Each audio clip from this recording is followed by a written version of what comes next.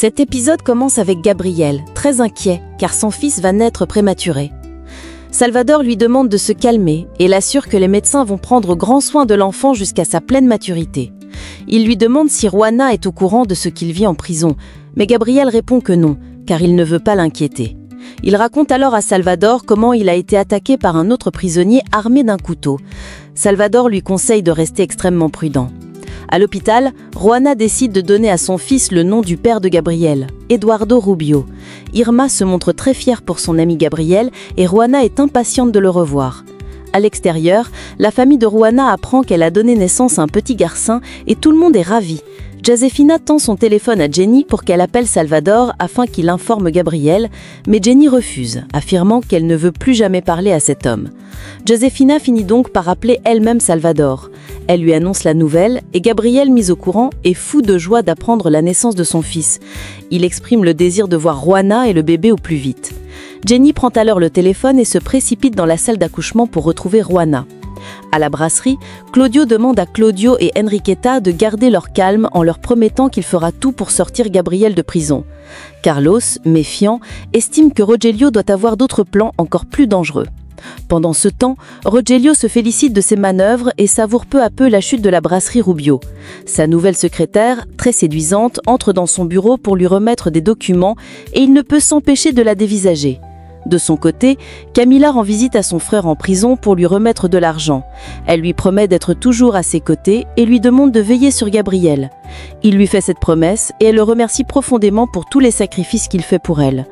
Il lui demande de ne pas s'inquiéter et assure que tout ira bien, tout en lâchant que leur père était un cochon.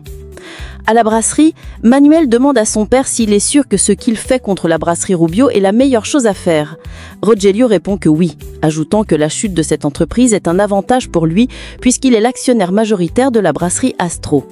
Il ironise sur Gabriel, affirmant qu'il a plus de vie qu'un chat, car malgré toutes les tentatives pour l'éliminer, il est toujours en vie. Il précise que Paola n'est pas à la brasserie, car elle est déjà lassée de son travail.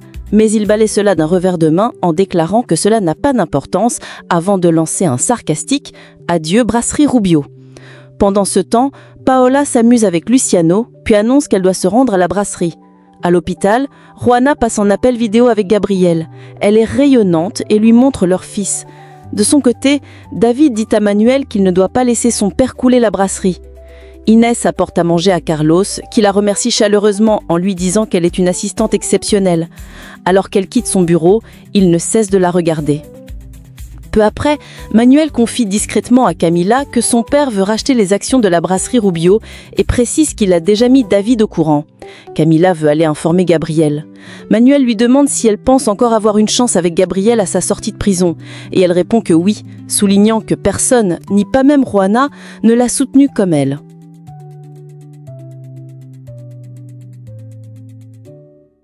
Pendant ce temps, Gabriel et Juana s'échangent des mots tendres au téléphone et se disent combien ils s'aiment. Après l'appel, Salvador remercie chaleureusement Gabriel. Toute la famille de Juana se rend à l'hôpital pour voir le nouveau-né. Juana apprend par Felipe que Gabriel a été agressé en prison.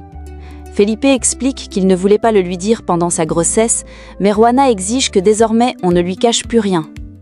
Pendant ce temps, Margarita est seule à la maison. Pacheco arrive avec des fleurs et elle l'invite à la cuisine pour lui offrir un café. Pepito arrive et voyant Pacheco, lui demande ce qu'il fait là. Ce dernier répond qu'il est venu offrir des fleurs à Margarita, mais Pepito le met dehors en lui disant qu'il devrait être en train d'attraper des voleurs.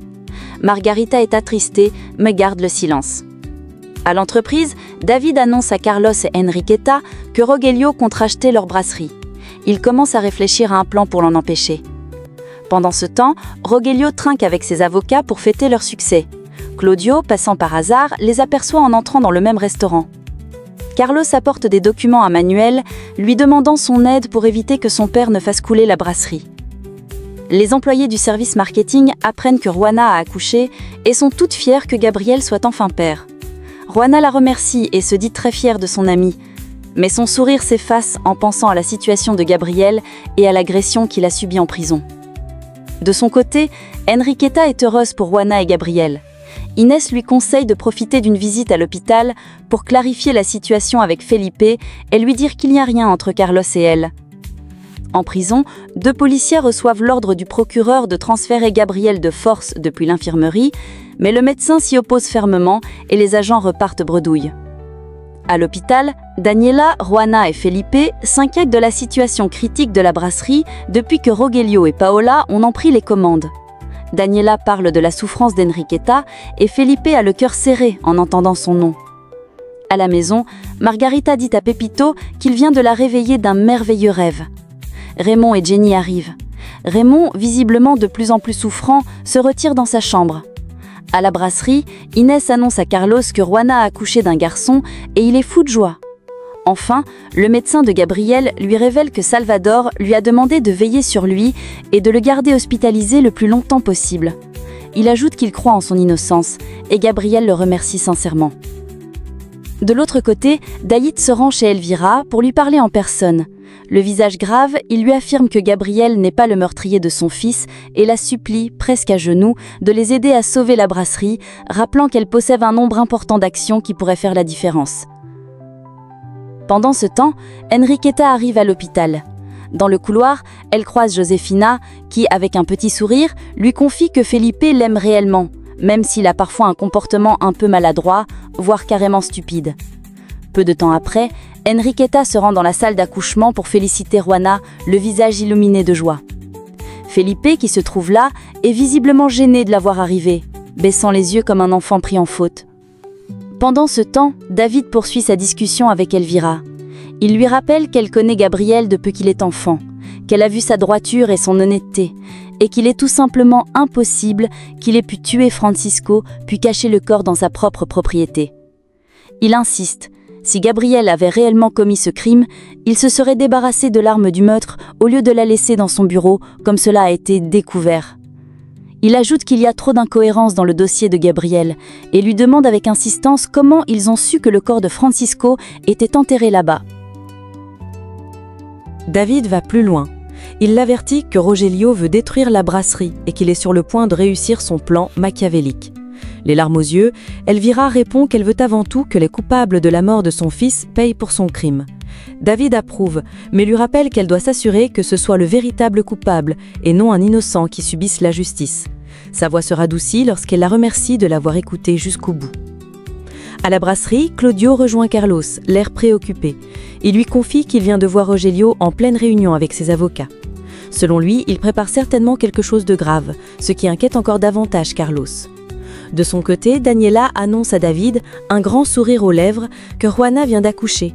David est submergé de joie. Elle profite de ce moment pour lui demander s'il n'a pas quelque chose à lui dire, car elle a remarqué qu'il la regarde étrangement depuis un certain temps. David ouvre la bouche pour répondre, mais Rénie arrive brusquement et interrompt la conversation. Il vient chercher Daniela pour leur rendez-vous prévu. Avant de partir, Rénie déclare à David que ses sentiments pour Daniela sont sincères et qu'il souhaite officialiser leur relation. David, dissimulant son trouble, répond simplement que c'est une bonne chose et s'éloigne.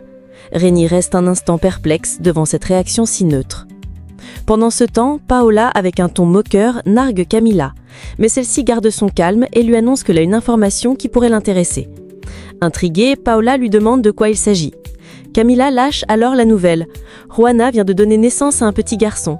Puis sans attendre de réaction, elle tourne les talons et s'en va, laissant Paola sous le choc.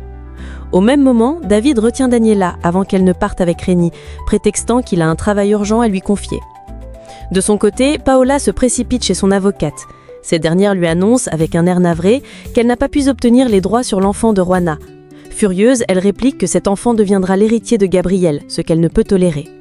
L'avocate enchaîne avec une autre mauvaise nouvelle. Après le divorce, Gabriel récupérera la totalité de ses actions dans la brasserie.